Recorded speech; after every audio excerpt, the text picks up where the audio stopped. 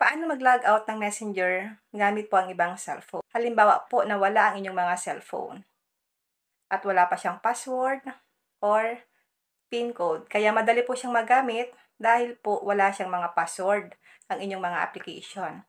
Paano po ba yan guys i-log out? Kasi once na wala yung password, madali po nila yan magagamit. I-open lang nila ang inyong mga messenger at pwede silang makapag-chat sa mga friends mo.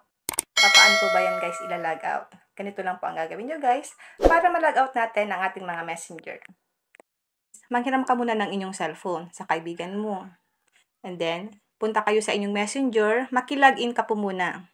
Click natin ang 3 lines. Click settings icon. Click privacy and safety. Click end-to-end encrypted chats. Click logins. Click natin ang where you're login. Click continue.